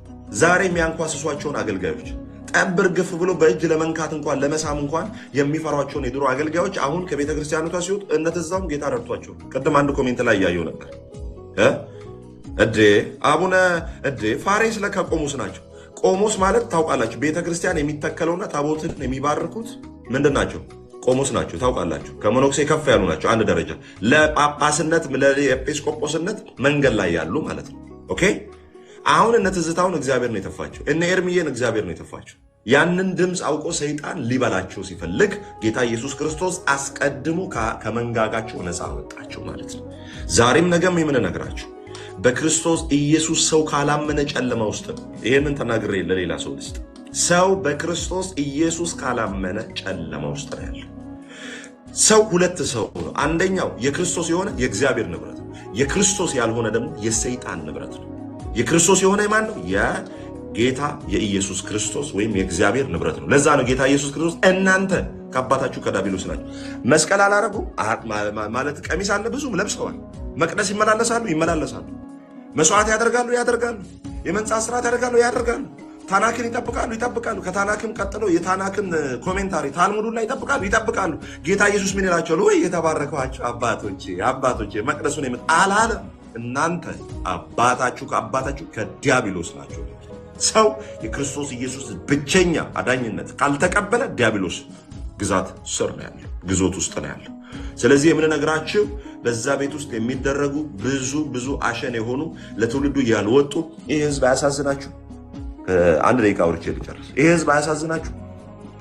ምንጣፍ የሚያነጥፈው ወጣት፣ በፀሐይ ዋጋ የሚከፍለው ገንዘቡን ወርቁን ከአንገቱ ላይ ቀለበቱን አምባሩን እያወለቀ የሚሰጠው ወጣት፣ በዛ ጠራራ ፀሐይ ለታቦቱ እያለ ምንጣፍ እያነጠፈ መከራ የሚያይ የአዲስ አበባ ወጣት፣ የሐዋሳ ወጣት፣ የናዝሬት፣ የአዳማ፣ የመቀሌ ወጣት፣ የእያንዳንዱ ሀገር ያለው ወጣት ምስኪን ወጣት አያሳዝናችሁ? ጌታን ፈልጎ በጠራራ ፀሐይ እያላቡ ገንዘቡን አውጥቶ ቲሸርት አሰርቶ ምንም የማያውቅ ህዝብ ታቦቱ ላይ በተደገመ ድግምት ግን ህዝቡ ይሰግዳል። ወዳጆች ይህንን ነው የምነግራችሁ። እሺ ጥሩዬ፣ ለአንቺ የህይወት አሁን አንቺ ምንም አትከትይም። አሁን ለአንቺ የህይወት ቃል ነው የምነግርሽ። አያይልም በቃ አትችለኝ ማለት በቃ ማለት ማዳመጥ እኔ በጣም ብዙ ሰዓታት ነው ቁጭ እያዳመጥኩ ጥሩዬ፣ ይኸው ላዳምጥሽ አሁን ይኸውልሽ፣ አንቺ አትችሉኝ ምናምን አንቺ ገና ሀና ለማታውቂ አሁን እኮ እየተፈራረቃችሁ እንደዚህ እናድርግ። በቃ ብዙ እንዳንበድልሽ የምታወሪው ካለ 3 ወይ 5 ደቂቃ ታውራና እታች ወርዳ ታብታብ ታደርጋለች። ያው ኤርሚያ በቃ አንተ አውራ፣ አንድ እንግዳ ልቀም። አንተ በትልቁ ሆነ ኤርሚያ ለታብታብ ችግር የለም። እሺ 3 ደቂቃ ወይ 5 ደቂቃ አውሪና ችግር የለም። 1 ደቂቃ ይበቃኛል። ችግር የለም። አውሪ፣ የፈለግሽውን አውሪ። 3 ደቂቃ አትጨናነቂ። ይኸው 3 ደቂቃ። ቅድም ግን በእናትህ እውነት በጣም አዝናለሁ። እሺ ቅድም እየሰማኝ ነበር። አልሰማሁሽም። በጣም አዝናለሁ። እውነት በጣም ነው ማለት በጣም ስሜታዊ ሆኜ ነበር ሳዳምጠው የነበረው እና ግን ወደ ቅዱስ ሀሳብ ስንመለስ ማለት ነው። አሁን መጨረሻ ላይ ስፔሻሊ ለታቦቱ ተደግሞበት ሲሰግድ ምናምን እንግዲህ ይኸውልህ እናንተ የምትሉት ነገር እንዳለ ይኑር አይኑር እንግዲህ እግዚአብሔር ያውቃል። እኛ ግን ብለን የምንሰግደው እግዚአብሔርን ነው። እንግዲህ እግዚአብሔርን ብለን በድግምት እያሰገዱን ካሉ እንግዲህ እግዚአብሔር ይፍረድባቸው። በቃ ይሄን ነው ልል የምችለው። በአጠቃላይ አሁን እዚህ ጋር እስካሁን ያዳመጥኳቸው ነገሮች ባጭሩ ልልህ የምችለው እየሰገዳችሁ ያላችሁት እያመለካችሁ ያላችሁት በድግምት ነው ብለናል። እንግዲህ በድግምት እግዚአብሔርን እንድናመልክ እያደረጉን ከሆነ እንግዲህ አይንን የሰራ አይን አለው፣ ጆሮ የሰራ ጆሮ አለው፣ እጅን የሰራ እጅ በቃ ያያል እሱ እኮ በቃ ማለት እናንተ ባያችሁበት አንግል እንግዲህ ከላይ ሆኖ እሱም ያየናል። እንግዲህ እኛ ማን ብለን እንደምናመልከው ማን ብለን እንደምንገዛለት እሱ ያውቃል። እውነተኛ እያመለክን ያለ ነው እነሱ በሰሩብን ድግምት ከሆነ እንግዲህ ምን ይደረጋል? በዚህ ደረጃ አሳልፎ ሰጥቶ ከሆነ ማለት ነው። ግን አንድ እውነት ግን በፍጹም አይደለም። ምክንያቱም ታቦቱ ላይ ያለው ጉልበት ሁሉ ለኢየሱስ ይስገድ የሚል ነው። ለሱ ደግሞ እንሰግዳለን። እኛ እንግዲህ በየዋህነት በመልካምነት እያመለክነው ነው። እናንተ በምትሉት ደረጃ ግን አሳልፎ ከሰጠን እንግዲህ የሰማይ አምላክ ፍርዱ ለሱ ይሁን። እኔ ምንም ልላችሁ አልችልም። ምክንያቱም እስካሁን ያወራችሁት ነገር ሁሉ ለመስማት የሆነ በጣም የሚዘገንን ማለት በቃ ማለት በጣም እያቃጨለብኝ ኢቭን ያለው ነገር ምንድነው ኢቭን ቅዱሱ ቁርባን ገደለ ያላችሁ እያወራችሁ ነበር። እንግዲህ ቅዱስ ሆኖ የሚገል ከሆነ እንግዲህ ምንም ማድረግ አይቻልም ማለት እናንተ አሁን ይሄ የእናንተ ወደ እኔ ግን ስመጣ እንግዲህ በየዋህነት በመልካምነት እግዚአብሔርን አመልካለሁ። በዚህ ልክ አባቶቼ ክፉ ናቸው ብዬ አላስብም። ሰው ግን ይሳሳታል፣ በዚህ አምናለሁ። ባጭሩ ልላችሁ የምችለው ነገር ይሄን ነው። ኤርሚ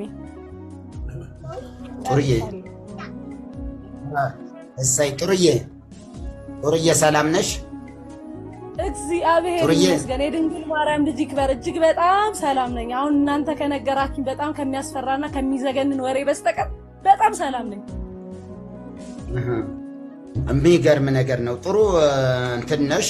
ውስጥ ፕሮፋይልሽም አይቼ ነበረ። ብዙ ኦርቶዶክሳውያን እህቶቼ ወንድሞቼ አብዛኛው መዝሙርም ይለቃሉ፣ እንደገና ደግሞ ዘፈንም ምንም እንደ ኃጢአት የሚቆጠር ባለመሆኑ ዝም ብለው ዘፈኑም እንትኑም ነው የሚለቁ። ያንቺ ደግሞ እንደሱ ብዙ አልሄድኩበትም እንጂ አይቼዋለሁ። ፕሮፋይልሽ ውስጥ ገብቼ አይቼዋለሁ። ጥሩ መዝሙሮችን አላዳምጥምም፣ አልሰማምም፣ አልለቅምም። ኃጢአትነቱ ግን ላንቺ ነው። በፍጹም በቃ ዘፋኝም ሆነ ዘፋኝ መንግስተ ሰማያትን አይወርስም። በቃ ሁሉ